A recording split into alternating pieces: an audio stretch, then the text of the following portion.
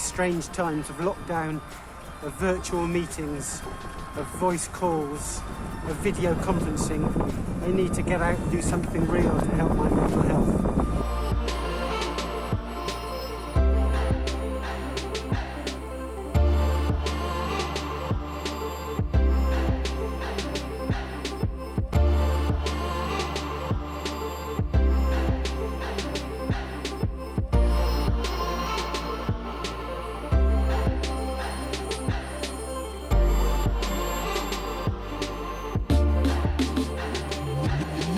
One more time.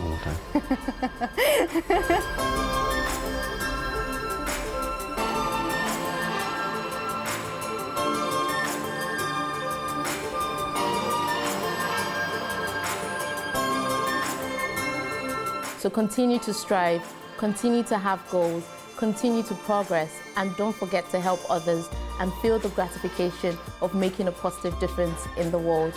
Thank you.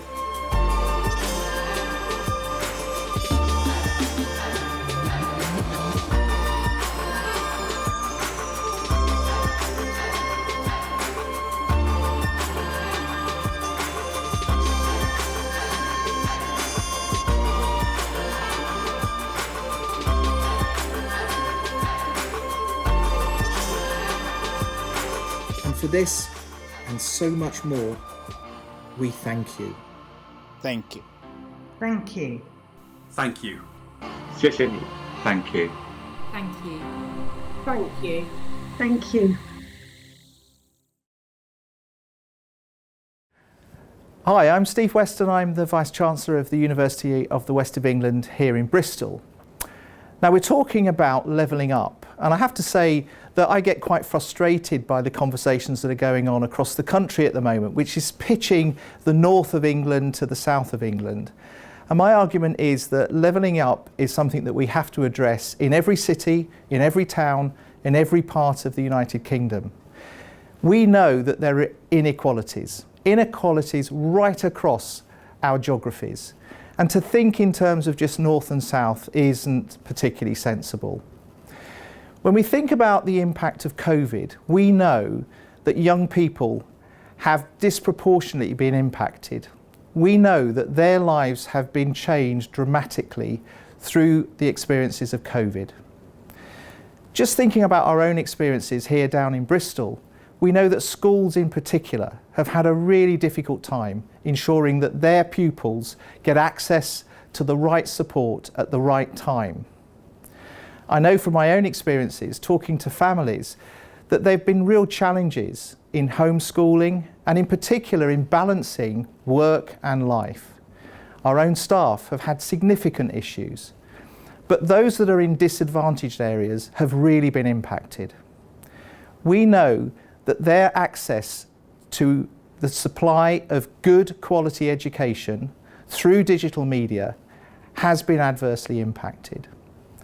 Many families have been struggling. Many families have had to share a mobile phone from mum to be able to support the child accessing information. And of course, we've had to recognise how to better support those students. Yes, the schools have done a tremendous job. Teachers have done a fantastic job. And as a university, we've been supporting how we engage with our local schools to support them. Thinking about the levelling up agenda, education is key. It's very clear that the foundations of a good education you take with you throughout life. And as a university, we are absolutely committed to ensuring access and participation. I'm really proud of what we've been able to do through our partnerships with schools, the development of programmes that really engage young people to think about their futures. The Future Quest programme has allowed us to engage with 40 schools, more than 11,000 students over a 4-year period.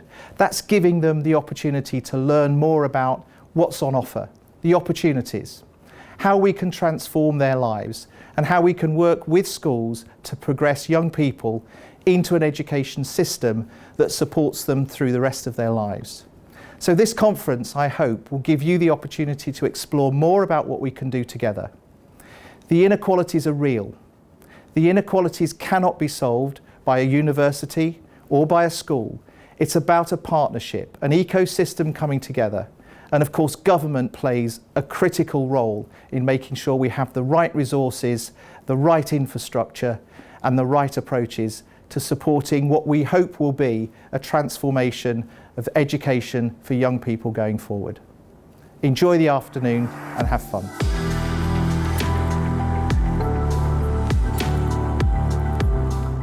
Hello and welcome to this latest in the series of Levelling Up seminars on successful school years. Now, if you've watched any of our seminars over the past few weeks, you'll know that we've been covering a whole set of different aspects of the Levelling Up goals. And I think they've been absolutely fascinating discussions. Do look back and listen to some of the, I think we've done about 4 or 5 now, and there's still 4 or 5 to go.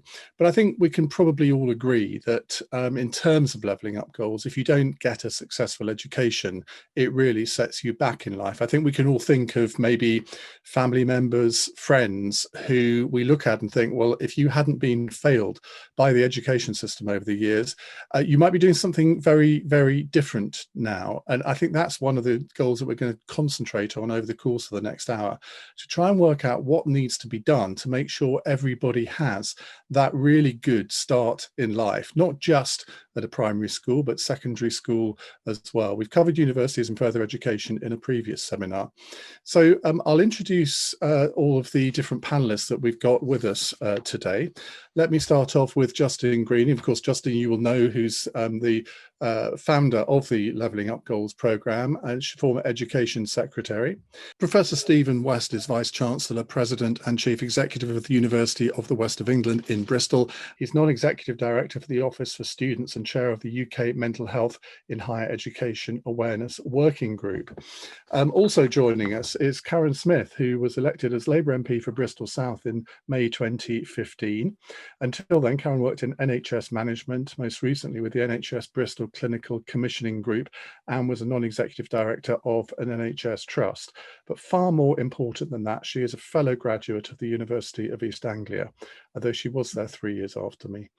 Also joining us is Ina Goldberg, Vice Principal at Oasis Academy, Brislington, who leads on various strategies covering curriculum development, careers education, and a variety of operational aspects of the Academy.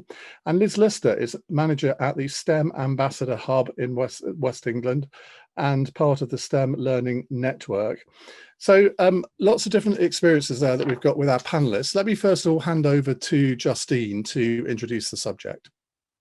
Thanks very much, Ian, and thanks for chairing another one of these seminars. I think as many people who have been watching them may know, what we have done through the Levelling Up Goals is to really set out 14 key challenges that we need to meet, goals we need to achieve if we're going to level up the country. And they focus around some of the goals that open up during your life. We're going to look at one of those today, which is school years. Others of the goals really focus on how we can make sure young people connect up to opportunities.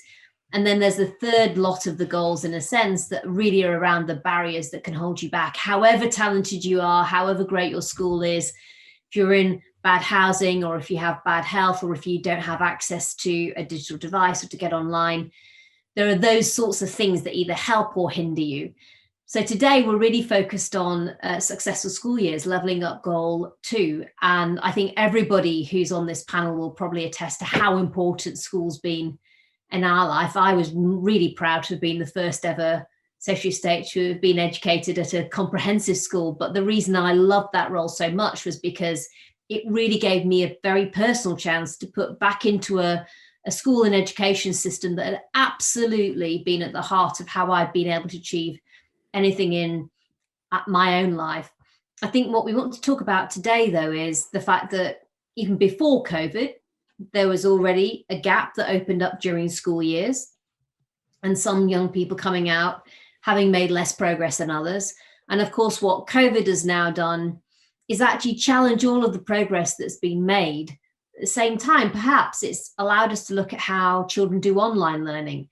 So we've got a great chance now to explore where we are now, and I think what we need to do looking ahead. We've got a fantastic panel, and I think it'll be really interesting to hear very different perspectives of the people who are on this panel. And I'm very, very pleased and grateful that one of the local Bristol MPs Karen Smith can be part of the panel, because actually we've got a real regional focus here as well today, which is, I think, in Bristol and perhaps the broader Southwest. We often talk about levelling up in terms of the North, but it's a national plan that we need, and that includes every single region. So today we've got a different chance to look at perhaps a different part of the country and what levelling up means for that. I'll hand back over to you now, Ian. Well, let's start by looking at a very general question. What does that phrase successful school years mean? Because for some people, it will mean getting a whole host of grade A exam results, but for others, it might mean something very different. But as leaders in the education and political sectors, I wonder what it means to you. Karen, let's start with you. Thank you, Ian, and delighted to be part of this work. And I think, as Justin said, not only is Bristol very different, but the Southwest is very different. So for me, those successful years, I want to bookend with early years and post-16, which are my real focus, but I know you've got other development goals on those. But they should be vibrant, shouldn't they? They should be exciting. They should be places where people develop that confidence and resilience for the future. And you know, we all look back at our own, don't we, sometimes, but anecdote is not always the most helpful. But we remember people, don't we? And for me, that's those high quality teachers. That's what's really key. And I do think, perhaps something we come on to later, it's about targeted support, because we don't enter our school years equal. And that's something I'm very much conscious of in my constituency. So high quality teaching, excitement, ambition, and recognising that we don't all start equally. We do need targeted support. Do you think sometimes too much emphasis is put on exams? Now, I'm someone who does think what you come out with in terms of exams is important, and it's something that gives you pride, something to work towards. I am highly conscious both in what I see in my constituency, and in fact, I've got school age and sort of post-16 kids myself, and now in the pandemic, the teach to testing is a problem, I think, and for cutting out things like arts, sports, wider culture, and the opportunities that the school years should really give to people for all of those aspects of our life that builds that social and cultural capital for the future, because that's what exciting school is. So I think I'm giving what my son calls a politician's answer there, Ian, in that yes, people need to come out with something that we can use in our future lives and workplace, but I think we might be in the wrong balance at the moment. Professor Steve West, obviously when you recruit students, you are rather reliant on people being successful in their school years. What does success mean to you? So I'm going to give probably not the expected answer. What I hope we get from school are people who are happy, content, who have been able to feel supported during their schooling.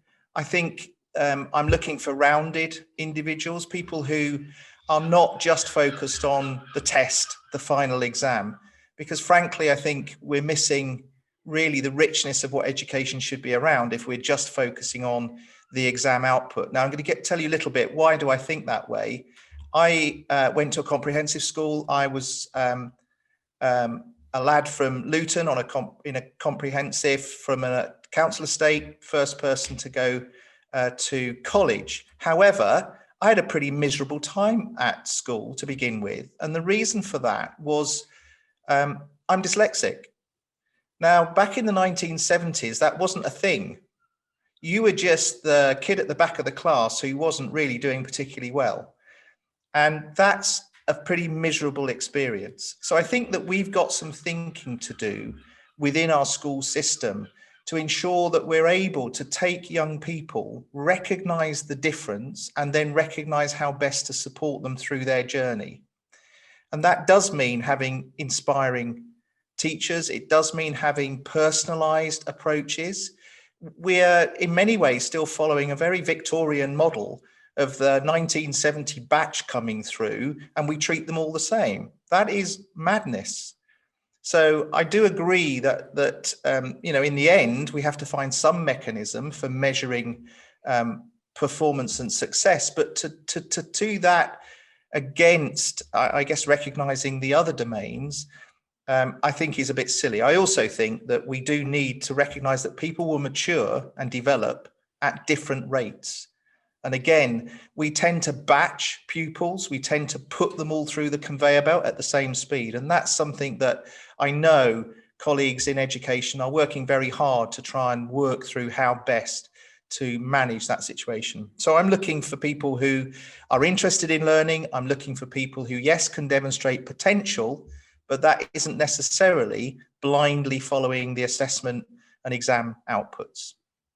I think two really interesting things there, which we'll try and expand on a little bit later. First of all, there are kids who are late developers. I think I was probably one of those to an extent. I was always reasonably good at school, but I think I developed much more later on. And I think that applies to a lot of kids, whereas if everybody's treated exactly the same, that's a problem. And the fact that I would have thought, I'd be interested to hear what other panelists think about this, at the moment there is more emphasis on personalised education, but there have to be limits to that. If you've got a class of 30 kids, it's quite difficult to give that individual attention still. But what you said about a Victorian structure, I think, is also very interesting, and maybe that's where we need to concentrate. Ina, let's come to you. What does success in school years mean to you? I think for me, it's important that everybody has the same chances in life. And therefore, for me as a leader working for the Oasis Academy Trust, it's like the ethos that the Oasis kind of has. And I reflect what leveling up means for me, really. And it's about a passion to include. So everybody is included in whatever we do. The desire to treat people equally and to respect those differences that we have amongst our student population, our staff population. And there's that deep sense that Oasis has, because we do serve in some of the most deprived areas in the country, and that deep sense of hope that things can change and that things can be transformed. So communities can be transformed, communities can have an impact on the student's life. And I think it's about being inclusive in creating those opportunities for all to have a purposeful future. And I think the pandemic has kind of highlighted those inequalities in education even further, and some of those barriers to access in education have become more prominent for some in recent months due to a variety of issues. So I think for us, many students have suffered with mental health or accessibility issues when it comes to digital to technology. And I think for me, it's supporting students so that they can recover from that is really important, because it has been a very disruptive year. And like I said, that is one of our goals. I mean, we have spoken about, Ken just said, and so did Stephen as well, about the educational divide in the country, and we have the same in the city, because we have a much more deprived south in Bristol in comparison to the north. And I think what Justine said in one of the seminars I've watched is about that geographical inequality, and that is where we need to make sure that it's not a destination done by where you started, but by the opportunities that are actually given to you, and that we have this mantra where we talk about that all our students need to be able to stand as first among equals. And that is the mantra that we have, because that drives everything in order for all of our students to have those life chances and to build the motivation, the confidence and the resilience they actually need to have a successful and sustainable career and life. So I think a bit of a combination of the things that have already been said. So. Liz Lister, before you answer the question, just tell us a little bit about the STEM Ambassador Hub.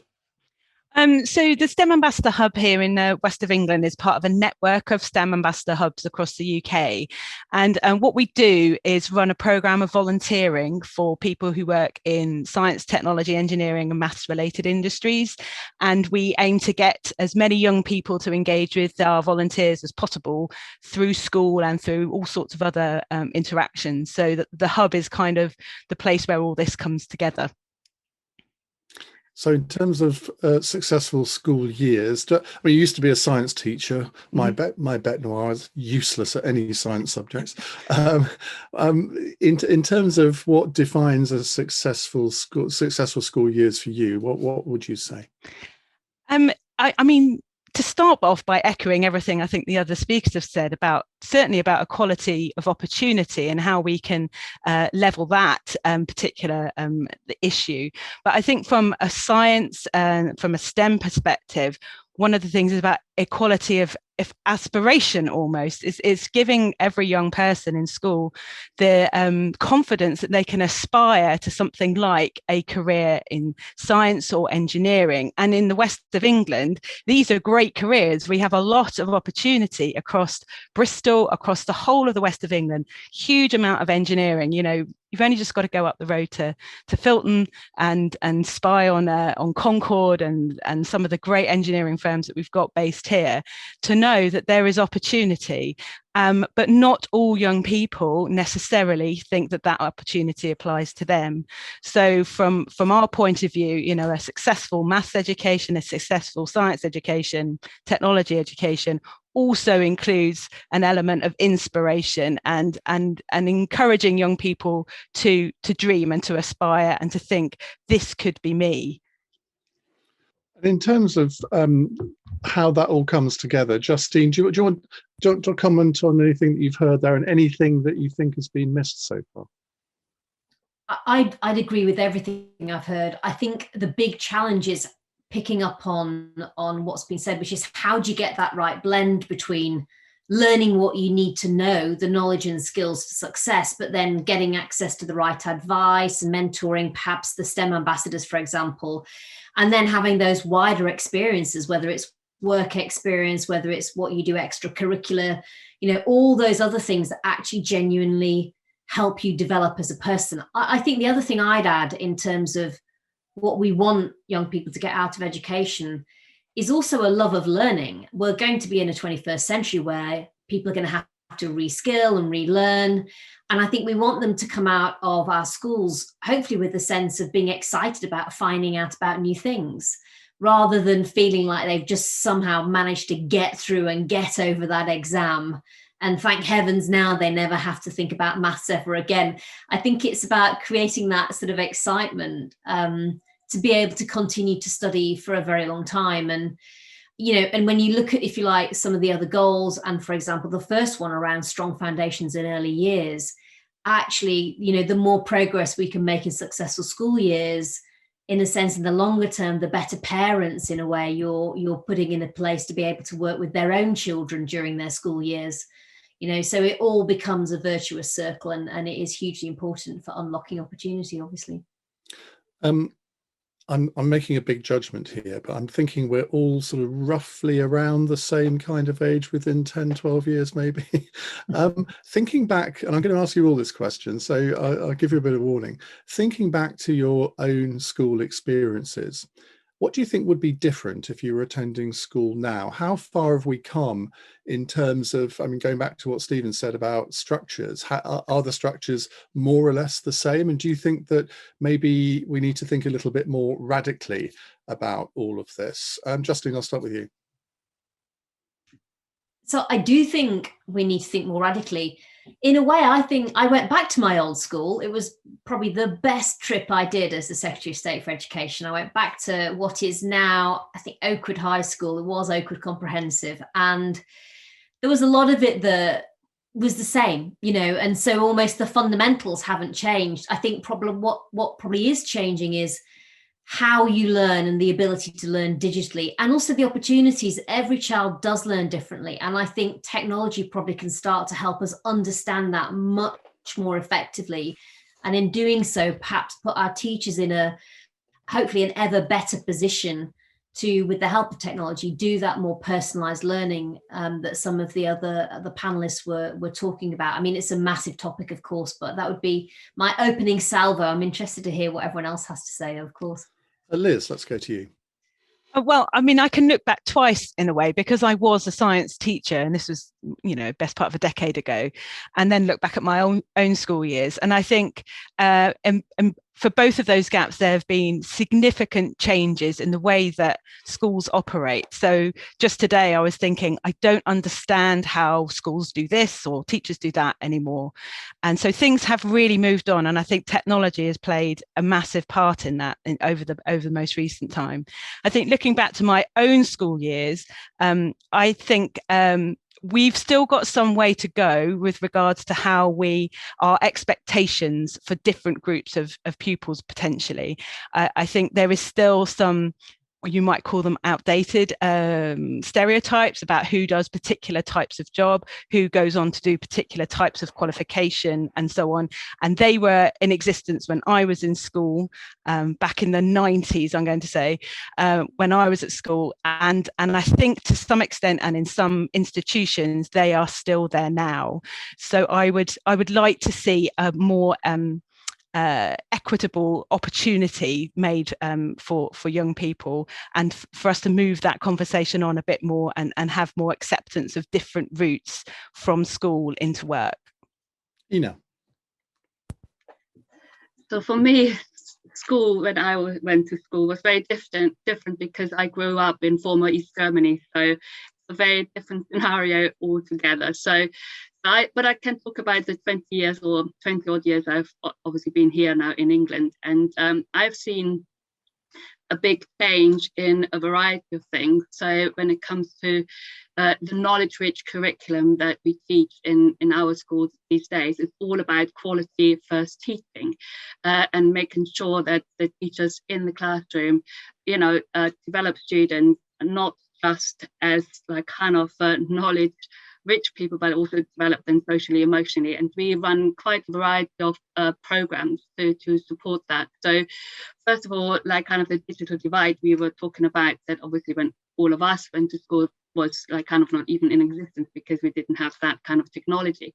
But we are just in the middle of rolling out what we call the Horizon program. And this is to basically provide every student that is part of the Oasis community learning with an iPad, so that the digital divide is actually not there anymore. So we know that at the beginning of the pandemic, we had students who, because of their deprivation, because of being students who came from less affluent backgrounds, had massive issues with the technology, and we needed to act quickly to actually get the technology to them.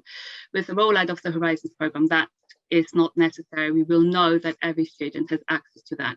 And we have obviously learned a lot from the remote learning over the past few months, and how students learn, and how we have actually used different platforms to actually support students, like individually, but also as a whole class. So we've learned quite a lot to how we then actually can roll out those digital devices to actually make the most of development students individually as well as collectively. But we also run other things like what we call our Period 6 program, which is like kind of a program where we run clubs and social events where students also develop in other ways and not just academically. So I think for us it's really important that all of those aspects of what kind of future citizens we would like to see, we bring all of those things together, and that is by including businesses, working with universities, etc. Karen. Well, my parents were Irish, and I was brought up in London, and they didn't know much about the English school system, but we very much then were sent to the local Catholic primary school. So a very sort of nurturing, close-knit community type school, which I then decided I needed to escape from. And I didn't go to the comprehensive school. I was determined to go to the grammar school, which I did, then got through that, but actually never really felt comfortable in that environment. So then opted as soon as I could to leave and went to an FE college, and was strongly advised not to do that by my really good teachers who were really encouraging at my school. They said, and in fact at the FE college, they said, you really oughtn't to leave this other school and come here. And academically, it wasn't the best of choices, because actually I didn't do terribly well in my A-levels at first time. I retook, and then I went to the marvellous University of East Anglia, which was one of the best decisions of my life. So University of Easy Access, as it used to be, as it was then, at the course, time, yes. It was definitely a downward trajectory from that grammar school into the A-levels. We had problems with, I remember the maths teacher just having to disappear halfway through. We didn't do half the curriculum. So academically, I was given good advice. Personally and socially, it was the best thing I ever did. It opened up so many horizons, so many new people, so many different ways of learning, so many opportunities. And it's one of the reasons I'm such a massive fan of further education, partly because the opportunity to pick people up along the way and to be flexible. And I think that's what I try and carry with me into my work. I think you've got to be there at all different stages for youngsters. I had a difficult primary school years, moved around between a lot of primary schools, all within the Catholic, very local community sector, but someone was always picking you up, and I think that is something we need to do in my constituency now. And I think we do have some good maths, but basically we have 6 different secondary schools covered by different maths across the whole of Bristol South. We've got 12 different organisations running our schools. And I think there are some big structural problems now in the system. We have low attainment from those schools. It's a massive problem for people being able to go on. It's one of the reasons so many children in Bristol South do not fulfil their potential and the great potential that they have. And there are structural problems within the city and within our accountability system, which we may come on to, that I think mean that nobody really owns the problem and has something to do for it. So those structural issues, I think, are important. Just to pick up on that, I think that's a really interesting point, because I mean, you're the MP for the area. Do you knock your head against a wall in frustration where you've identified the problem, you can see what the problem is, but you actually don't have the power to solve it? You can talk to people and encourage them to change things, but what can you do as the local representative to change things? Well, I didn't bash my head against the wall, actually. I decided to use the power of the office to bring people together. And I do meet with the primary schools last year on Zoom, primary school heads, and meet with the sixth form heads. And what has struck me is that there's actually, they don't have to do that anymore. There's no fora whereby they automatically come together. Now, Bristol has a lot of organisations and you can come together, but the creation of the MAT system, and I'm not anti-academies, before we get into the sort of politics of that, but now they have vertical accountability. They don't have accountability across the piece. And reality what does that mean? That means that within each academy, and we have good academies here. I know other colleagues have got problems with some of theirs, and we've got good heads, and they are willing to work together. But of course, they work very much as a unit within their primary and secondary schools, and they do support each other. It's been interesting in the pandemic that many head teachers felt very supported by their maths, and very quickly you could see the difference between them as well. But do they own the problem of low attainment across South Bristol? No, they don't. And of course, families don't belong to maths. Families belong to their communities. Families move around, and particularly families who have problems. I do represent an area with high levels of domestic abuse. So we have families that do want to move, but they want to stay sort of in their community. So of course, schools inherit these same people and these same families.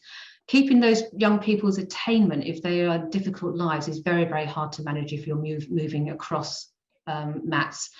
And the best will in the world, head teachers don't have time to do their very busy and difficult job, keep within their own organisation, then spend more time to collaborate with their neighbours and with other people across the city. And that is becoming an increasing problem for South Bristol. I bring them together. I have forced the power of the office into some of that space to do things like I run an apprenticeships fair. I'm doing one this week. To go with the willing, please come and help, please come together, please try and sort out, come together in South Bristol. COVID and the year before with Brexit has stopped some of that work, but I'm girded to keep doing that and get myself into that space because somebody has to. Stephen. Thank you. So I've got a significant birthday coming up on Saturday. I'll be 60, so I'm probably pretty old. There was me thinking I was the oldest. No, I can trump you.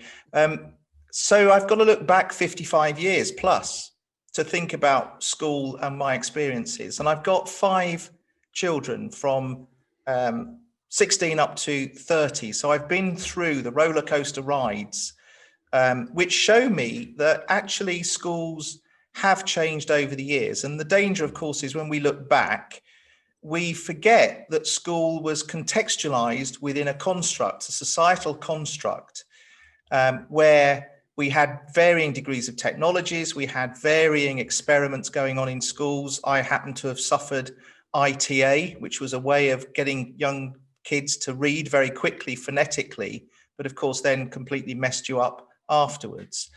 But each time, education learns and moves on. So I guess where I'm coming from in terms of what are we trying to get? The first thing I would say is that we need to remember, as we think about the education system now, what are we trying to prepare young people for? And the first thing I would argue is that we need to spend a lot more time thinking about socializing young people who have been increasingly energized or sat in front of TV screens, computer screens, or anything else.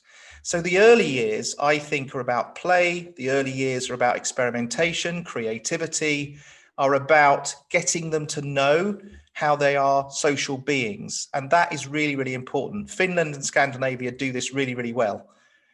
They don't start assessing and streaming when those young people walk through the doors. They actually take time and get them to be social animals first.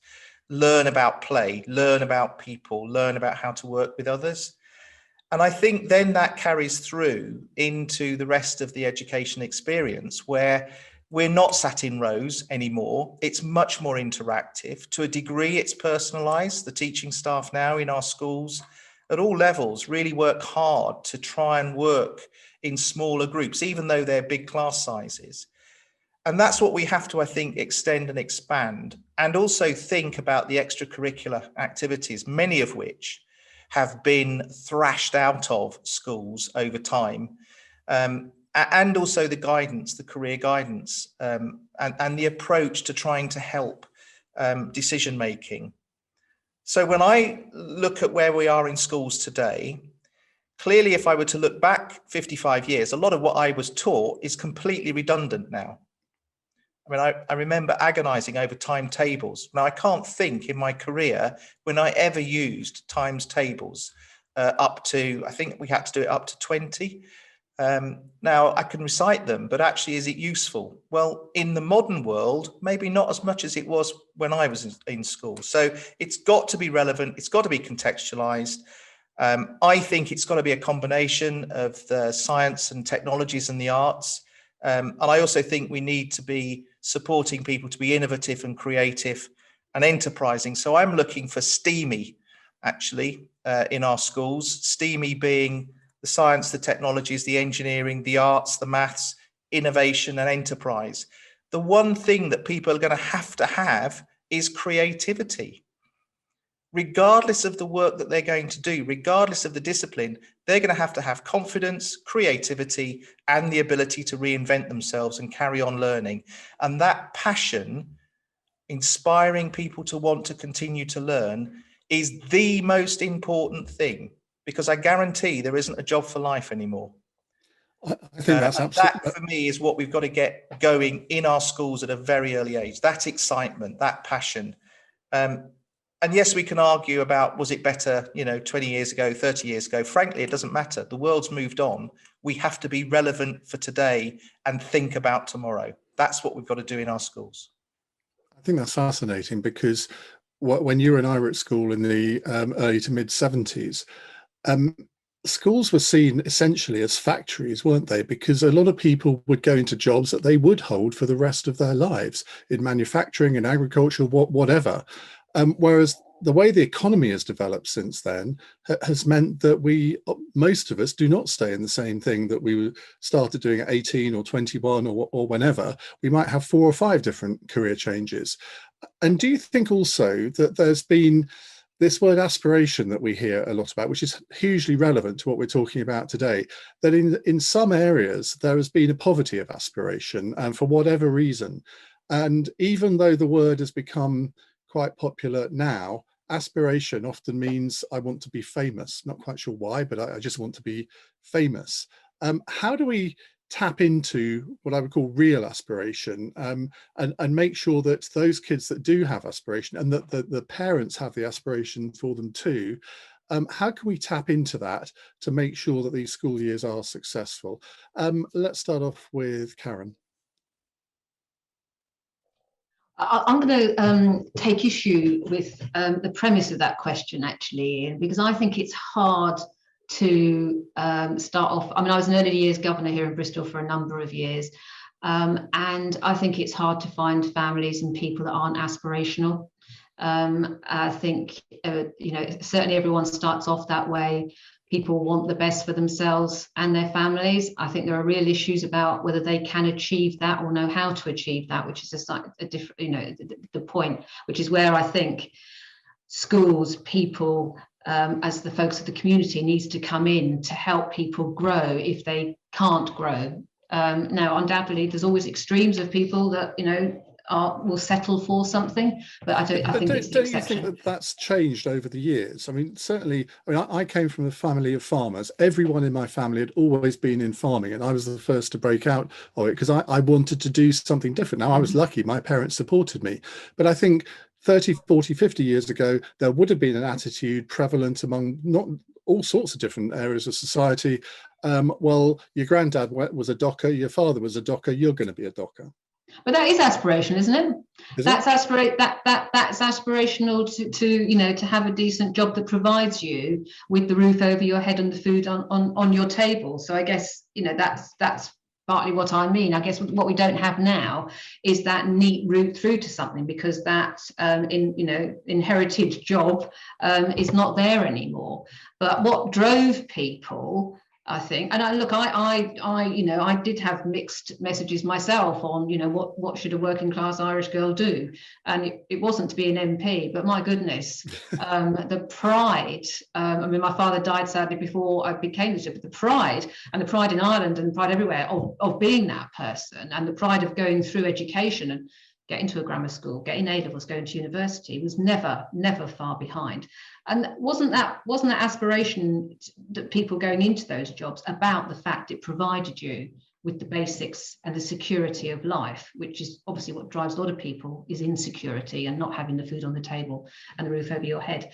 But we may get into a philosophical discussion about that. But that's where I think schools do come in, to offer people that great breadth of what is possible and how to get there. Because as we know, the social capital, the ability to play sport or to, be able to recite a poem or to know what a theatre is as important for people getting on in different spheres. As is getting that qualification at the end of the day. Liz, do you think that the structures of our education system sometimes provide a barrier to aspiration? Yes, I think so. I mean, but I think it's almost built in, because schools are part of communities, and communities they're not closed off, but they are defined areas and defined regions. And it can be hard as a child to be able to see further than the route between your house, your home and the school. And so, it's part and parcel of having a place that you go to every day to receive your education, that you will necessarily perhaps be limited in what you see around you every day. And we know that there are, for example, young people in Bristol who will not have seen the Clifton Suspension Bridge because they don't live in that part of town. They won't have been taken there. It's not in their eyesight. So it's structural in this very physical sense, that sometimes it is just because you are safe and you are looked after within your community, and your school is part of that. I think there are other broader cultural issues as well. And I think that thing about what is aspiration, because if you're aspiring to have a good job that puts a meal on the table and roof over your head, that is aspiration. And that is partly formed by your culture that you grow up in. It's formed by the people around you, what you aspire to. And in some cultural norms, it is very, very normal to aspire to greatness and great things, and to be a very important person, and to have a lot of money. And for some people, that's still not on their horizon. They don't see those people. They are not part of their experience. And so I think part of this is about role modeling. It is about providing people who have made that journey in some way, shape or form, be it into the arts, be it into STEM, be it into university as a researcher, whatever it is. They have made that journey, preferably reasonably recently and preferably reasonably similarly, that a young person can look at them and go, I can relate to that. That feels a bit like me. I see a bit of me in that person. And the more of these role models that we can provide, it's like dropping a stone in a pond, and every time we go past we drop another stone, and eventually something will burst out through the surface. We don't know what it is, but they will have had that sort of input and that opportunity to meet lots and lots of different people. I suppose this word aspiration, it clearly means different things to different people. Karen, our university had a motto, do different, and I suppose I'd kind of use that to define aspiration. Sort of do different, not necessarily what's expected of you, but be the best you can be.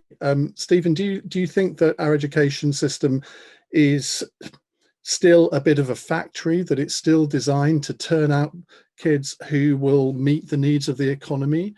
And if so, is that right? Is that what the education system is there for? Isn't that fundamentally anti-aspirational?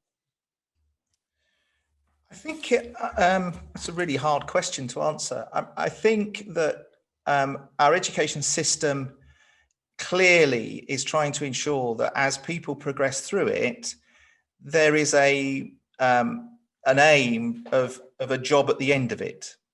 Now, what that job is, I think, changes and will be different for different people. And I think that the point that Liz just made, which was what young people are looking for, is somebody who has a similar story, someone who they can relate to, someone who they can look to say, actually, they are a bit like me and I can get there. The difficulty that we've got, and you mentioned it right at the beginning, Ian, was that there is this social media and the immediacy of social media, and to some extent the press and the media generally try to give a shortcut approach to what success might look like. So it's an immediate short-termism. I'm going to get my fame by being, I don't know, a celebrity star on something. And of course, that might happen for a very, very, very small minority. For the vast majority of people, that's not real. However, people live in that weird world.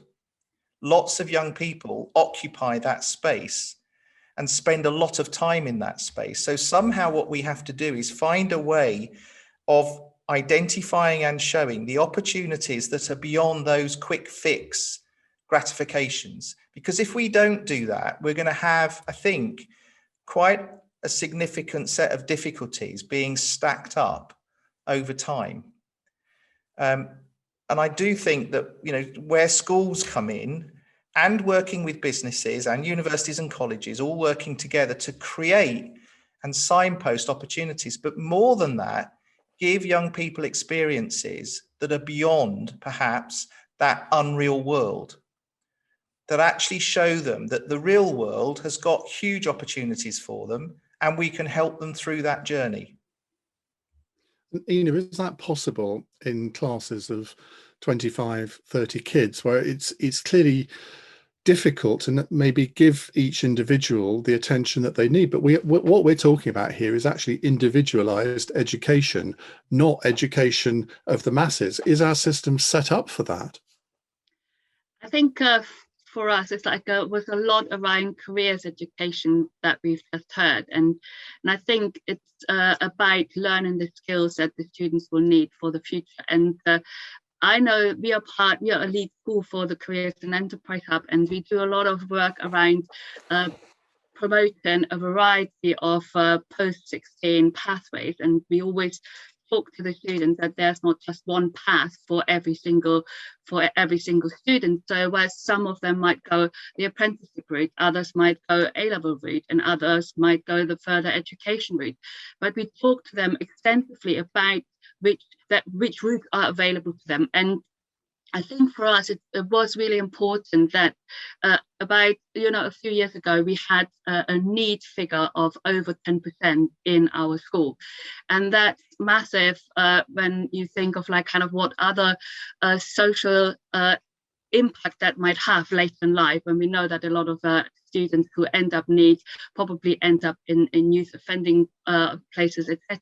So I think it's really important that we actually equip our students, yes, with obviously the knowledge and the skills, but also show them the opportunities that are out there. And I think for me as a careers leader especially, it's so important that we actually provide students with the careers information that they actually need to be successful in the future. And what I mean by that as well is that they understand that their future will not be a one-stop shop, a one-stop journey that they will have, that they will actually change over time. And we know now that students who are in primary schools now that they will not have the same job, and that jobs don't even exist yet, that they might actually enter when they're older. And I think that is, for us, 100% destinations that are like kind of appropriate for our students is our main goal and our main aim.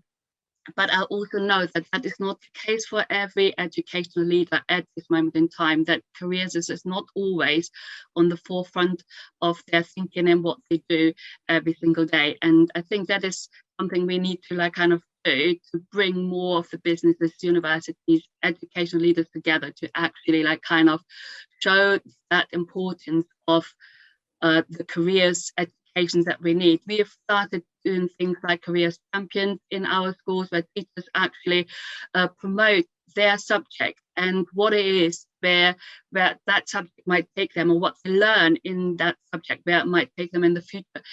And I know in the city there are very few schools that do that. And I think for me it's really important that we start thinking about what we actually teach in the classroom and why we teach it, and where that can take you later on in life. Justine, as a former education secretary, how do you think that an individual approach to education can be encouraged, and is it possible within the constraints that particularly the school system operates under? I think we have to, if we're going to crack equality of opportunity, then we have to find ways to provide more mentoring, more advice, and to help young people understand a wider world of opportunity. We talked about what it was maybe 40, 50 years ago. If you were growing up where I was growing up in Rotherham, South Yorkshire, everybody went into steel or coal. In a way, there wasn't much choice, but there was that certainty of what looked at the time like a job for the future.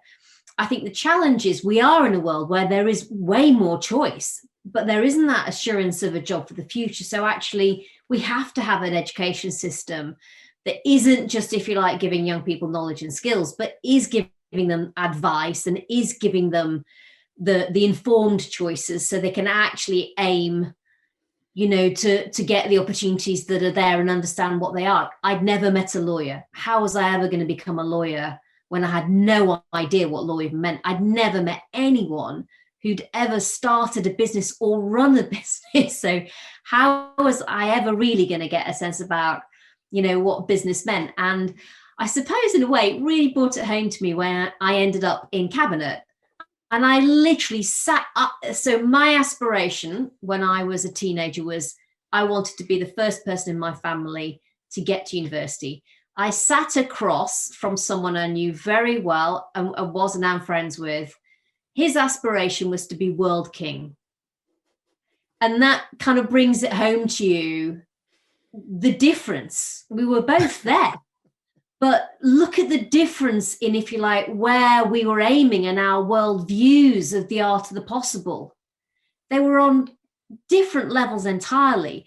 And it's closing that gap, in a sense, that I think is a challenge for all of us. And I think businesses do have a massive role to play, because actually educators need to educate. I'm sure teachers can give brilliant advice on whether teaching and education is a great career, but actually expecting so much more of them is probably beyond. And so we do need those people who are going to be like Liz, you know, able to hook into those fantastic advocates for their careers.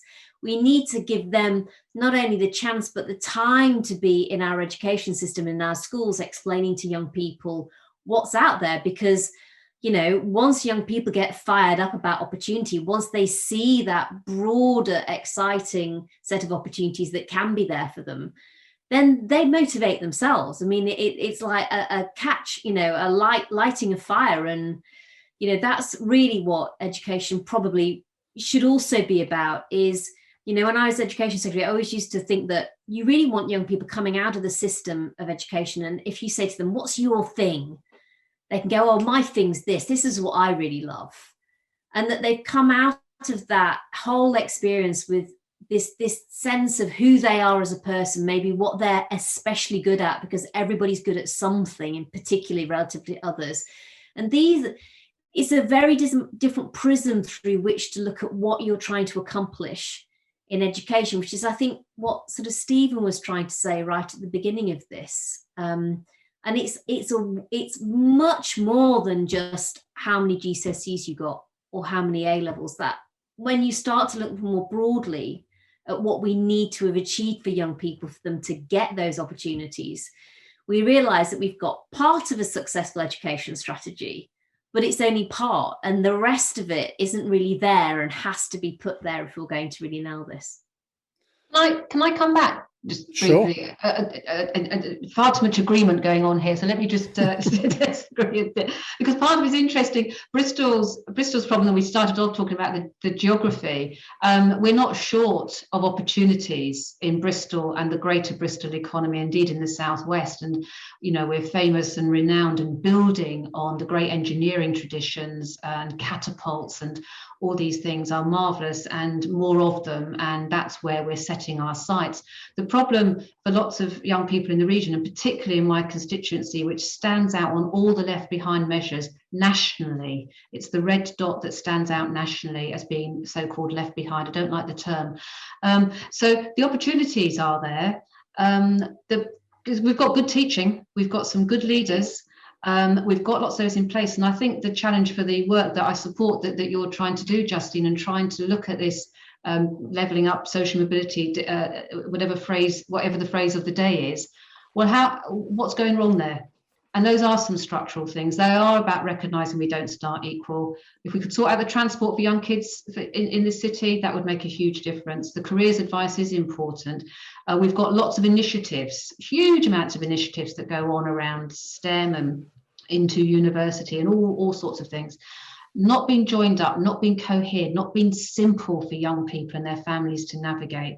And I think there are some real lessons about why it doesn't work here that could be taken to other places where there aren't the level of opportunities that there are. And when I talk to my other colleagues across the piece, where they're trying to desperately get businesses to come into their areas, desperately trying to incentivize those different employers, we have different problems, but we've not cracked it here when we've got lots of those businesses. And I think that presents a slightly different challenge, but pleased to be part of the discussion. One of you, I think it was maybe Stephen earlier, mentioned technology. And I wonder if that is the key here, where in the future, and we know how adaptable young people are to using technology in a way that sort of probably most of us are not.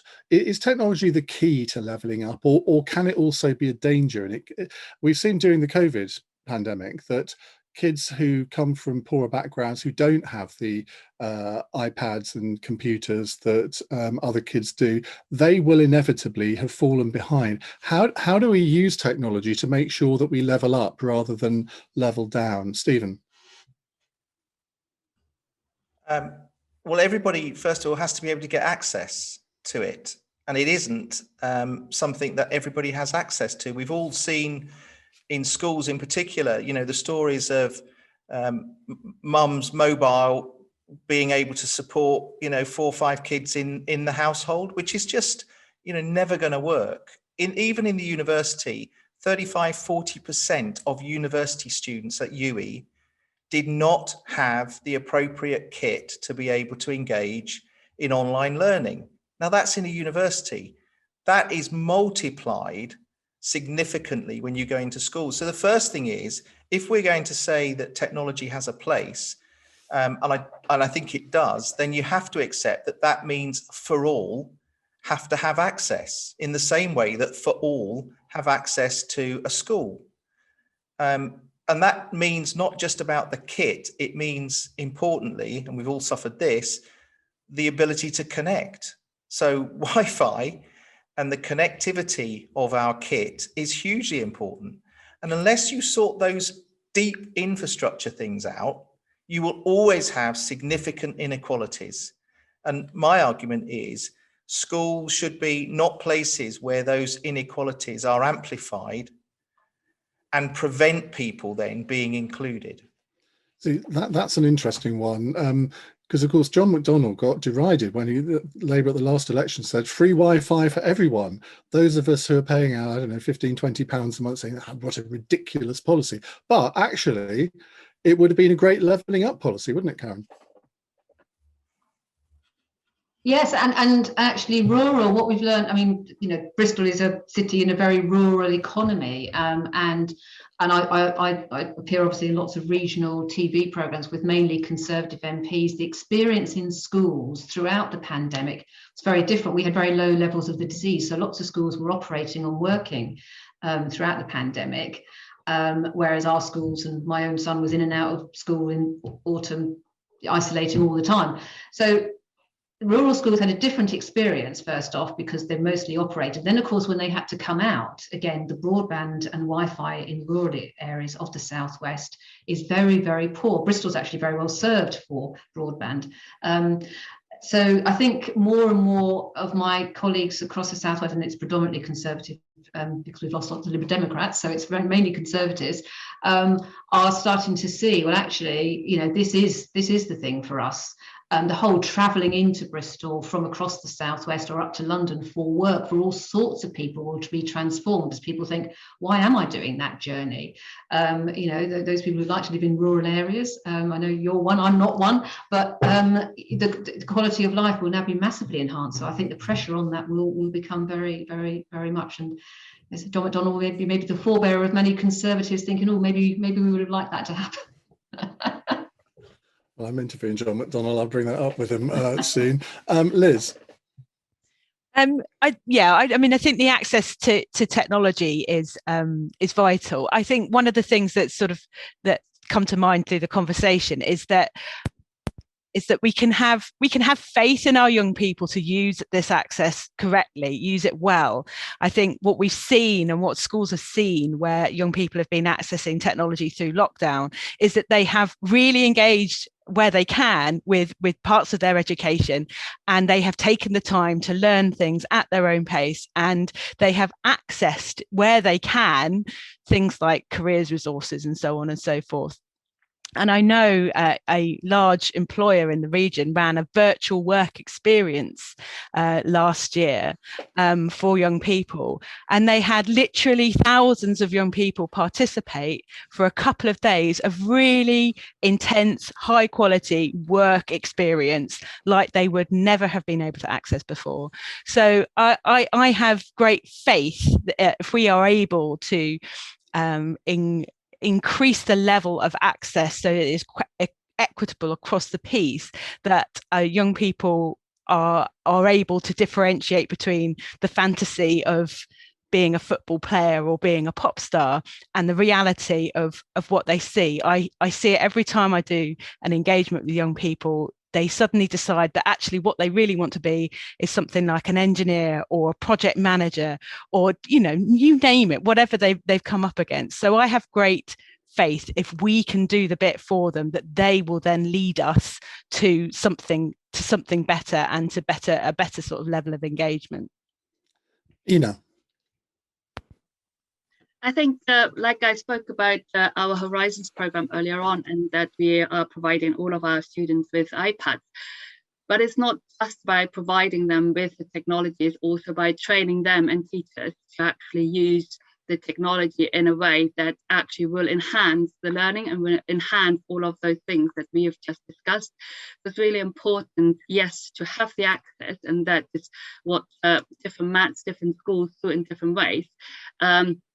But it's also then to actually enable students to access it in a way that actually enhances the learning, actually enhances what they do when it comes to careers, when it comes to work experience, etc., etc. So I think for us is not just providing the actual technology, but also to provide the things, that the care and the knowledge and skills that actually go with using the technology. That's important. Justine.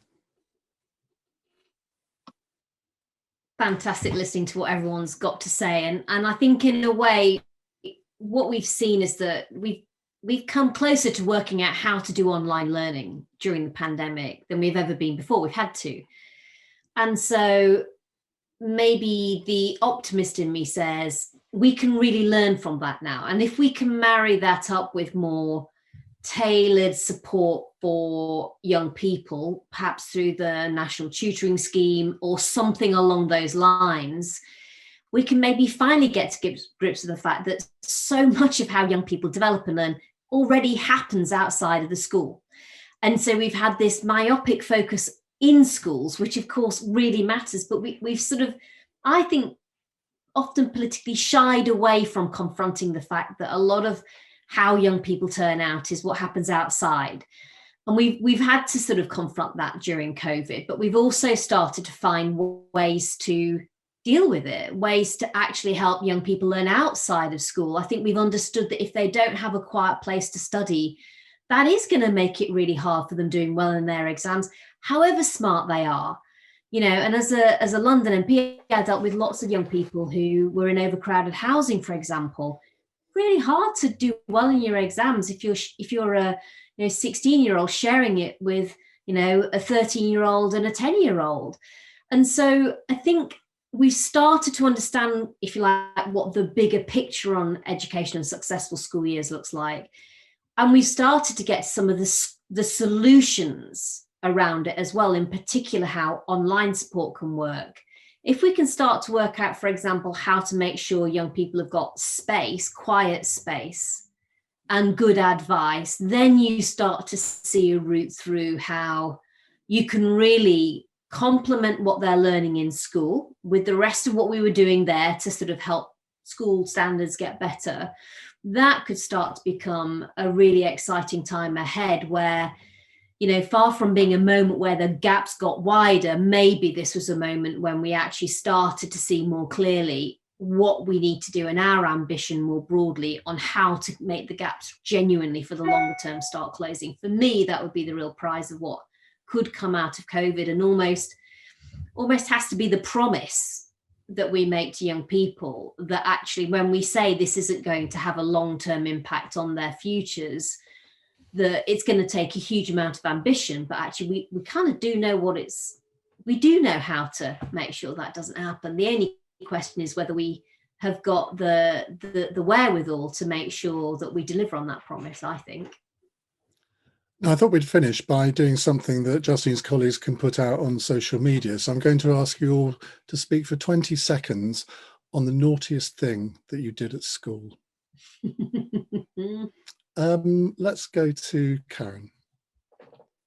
Well, I'm dreadful at these on-the-spot things of what is the naughtiest thing I did at school. Oh no, without being Theresa May, come back to me. I can't think. I want to sort the future. What you're saying is you're a perfect school pupil. I told you I went to a very good community Catholic school.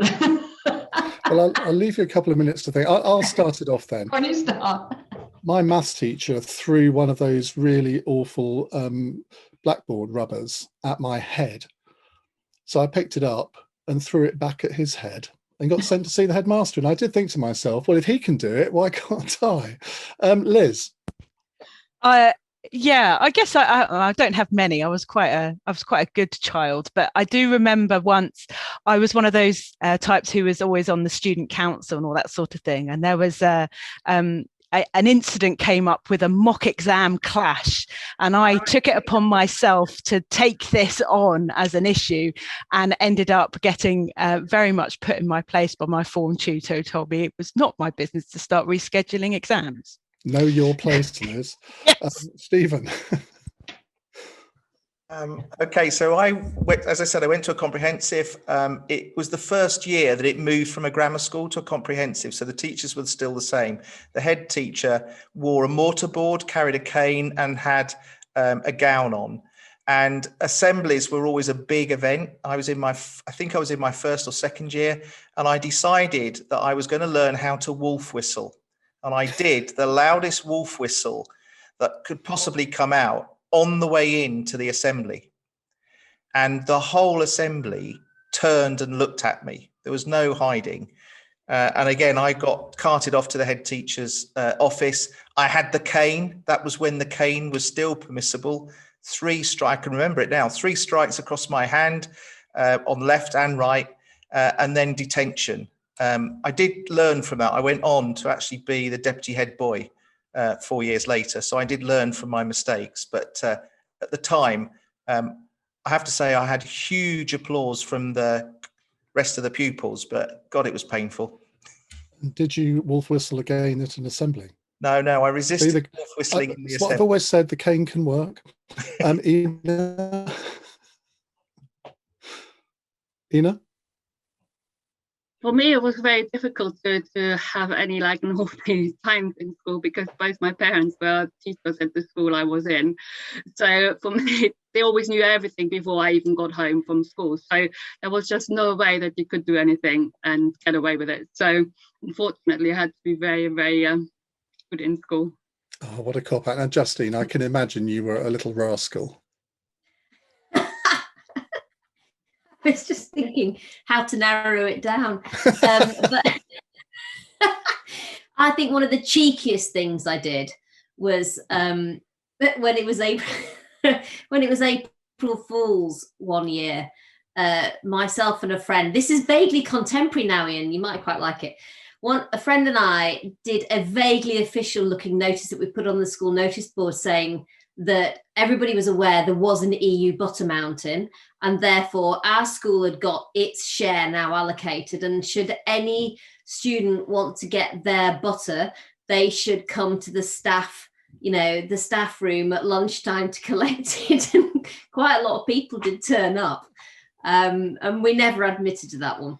Now, I suspect there are a few worse ones than that, but Karen, yeah, have you dredged something up from your memory? I was, the milk monitor and the assistant, this, that, and the other, and desperate to ingratiate myself and do well at my school. But the thing I did do, I said earlier about getting myself not going to the local comp school, but actually I lied about it. Our very strict head teacher did actually phone home to my mother and say, Karen really ought to, this is a school, she really ought to, you put down this form. I got home and my mum said, sister so-and-so has said you ought to go and do this. And I said, oh, no, she doesn't. And I actually lied and put back the other form back the other way and misled in order that I could go to self-same grammar school, which I guess was a bit naughty. I was very cheeky. I was constantly cheeky and always had a quick answer, sometimes too quick, and that is something that has dogged me and helped me throughout my life. You'd be a good radio presenter. I've always quite fancied it, to be honest, just well, chatting to people all day. I suffer from the same affliction, sort of always one with a quick remark. Well, thank you very much indeed. I feel that this is, how many have we done of these now, Justine? 4 or 5? And I kind of feel we could have gone on for 3 hours on this because there are just so many different aspects that we haven't had time to cover. But I think it's been a really, really interesting conversation. So thanks to you all, Liz Lister, Stephen West, Ina Goldberg and Karen Smith, and of course, Justine Greening. Join us again next time.